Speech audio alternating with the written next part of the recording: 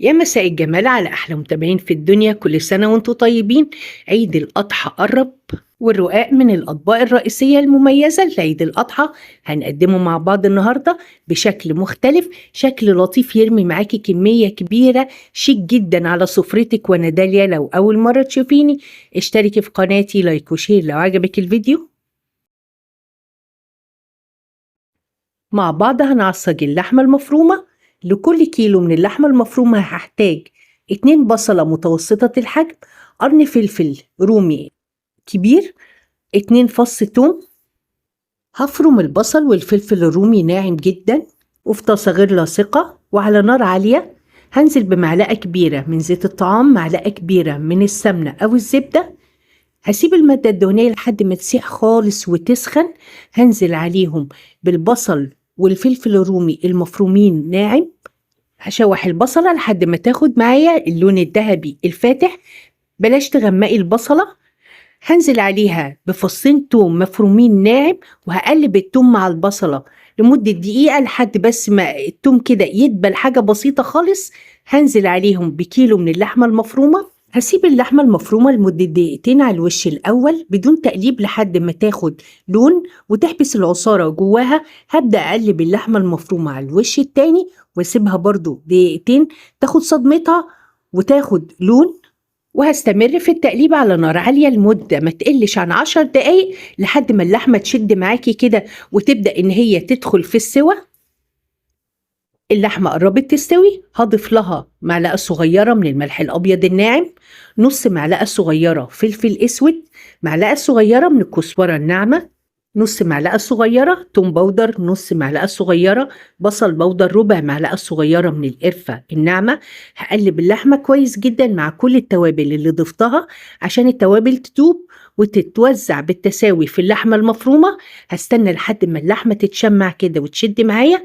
هغطي على اللحمة، هوطلها النار خالص واسيبها تكمل سواها على نار هادية. اللحمة المفرومة اتعصجت كويس، هركنها على جنب وابدأ اشتغل في الرقاق. عندي لفة من الرقاق الطري، هطبق لفة الرقاق على بعضها وبالسكينة هقسم الورق كله من النص وامسك كل نص من الرقاق واطبقه على بعضه. يبقى كده ورقة الرقاق عندي اتقسمت على 4 شكل الكريباية بالظبط، هتديكي المثلث بتاع الكريباية. جهزت لفة الرقاق الطري كلها بنفس الطريقة، هركنها على جنب. هبدأ أجهز التشريبة اللي هسقي بيها ورق الرقاق نفسه. معلقة كبيرة من السمنة، هنزل عليها بكوباية كبيرة من الشوربة السخنة جدا عشان السمنة تسيح فيها. صينيتك الجميلة هديها بطنة محترمة من الزبدة أو السمنة عشان الرول الرقاق الطري ما يلزقش فيها ويطلع الواحدة بوحدته متماسكة. هركن الصينية على جنب وابدأ أجهز رولات الرقاق الطري، وبالفرشة هبدأ أدي مسحة من التشريبة اللي جهزتها على أول مثلث من الرقاق الطري. هحط فوقيه مثلث تاني وبرضه هديله مسحة محترمة من التشريبة اللي جهزناها مع بعض. معلقتين من اللحمة المفرومة اللي عصجناها، وهسيب مسافة من الحرف حوالي سنتي ومن الجناب عشان أقفل الرول. وهنلم الحشو على بعض ونضغط عليها عشان بسهولة نقفل عليها رول الرقاق. هلم الجنبين قدام بعض وأقفل عليهم من فوق وابدأ إني ألف الرقاق في صورة رول كده، متقفل من فوق متقفل من الجنبين. التشريبة اللي أنا حطيتها هتسمغلي قطعة الرقاق.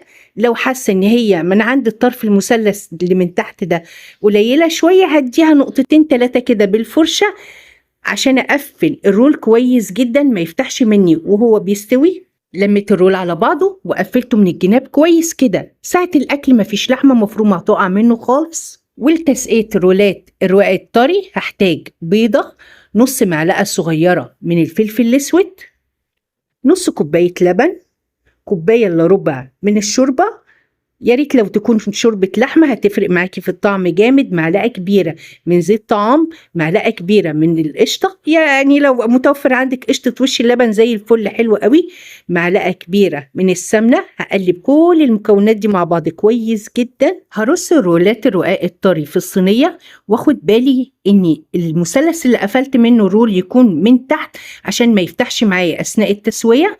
هرص الرولات كويس جدا وابدأ اني اصب عليها التسقية اللي انا عملتها. حرك الصينية يمين وشمال عشان توصل لكل جزئية من الرقاق، وفي فرن مسخن مسبقا في الرف الأوسط هحط صينية الرقاق لمدة من 20 ل 25 دقيقة على حسب طبيعة الفرن عندك. لو لقيتي الوش محمرش قوي بتشغلي له الشواية 5 دقايق، بيديكي شكل تحفة.